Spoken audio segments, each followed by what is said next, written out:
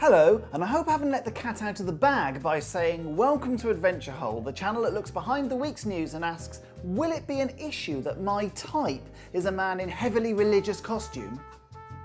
So, as Attila the Hun said, what a week.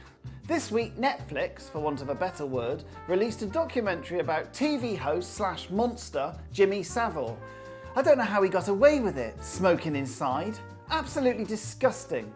Problem is, you can't tell that someone's a paedophile just by looking at them, because some of them just look like ordinary, massive paedophiles. It's catch-22, isn't it?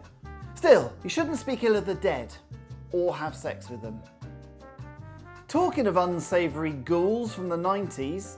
Now joined by the former Conservative MP Edwina Currie. This was the week that Edwina Currie reanimated itself in a basement in High Wycombe. This week she went on Good Morning Britain to defend racist article writing and casual homophobe Boris Johnson for breaking his own lockdown laws. Johnson is the only British Prime Minister in history to break the law while in office. All the others just waited until they'd left the office. Later that day, Currie tweeted a grieving man who said Boris should resign because thanks to his lockdown laws, he had to say goodbye to his dying granddad over FaceTime. Currie immediately responded by saying, "Well, that won't bring him back, will it?" before actually adding a crying face emoji for extra warmth. You just know that if you cut her open, there'd be a van where her heart should be. Remind me, who was it again that as health minister she approved to have free run of Broadmoor Psychiatric Hospital?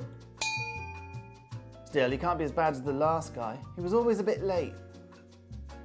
In a statement in Chequers about Partygate, Johnson said it didn't occur to him he'd broken the law. Is it me, or does Chequers sound like a board game you played with a hairy Middle Eastern man in a sauna? Or am I having that dream again?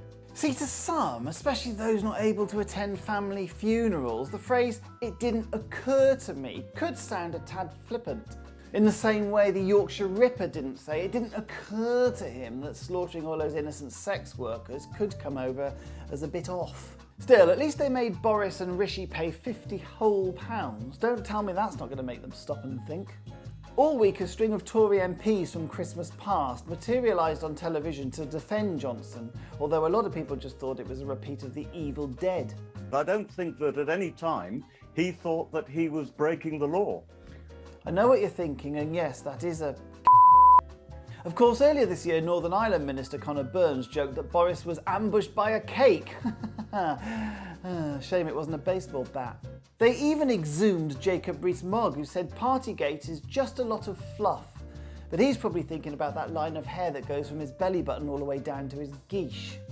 Now, I'm not a trained political commentator, but I don't think we'd be in this mess if Peter Andre had asked me out in the 90s.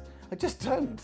Still, happy Easter everybody. Jesus is risen. Jesus is risen. He's come back to combat bad grammar, in particular the misuse of the present tense, which is why at this time of year we all eat chocolate eggs. Religion. Well, the big hand's coming up to I've just finished this o'clock, but if I made you laugh even once, just give this video a like and subscribe. And conversely, if you absolutely hated it, just give this video a like and subscribe. Can't say fairer than that.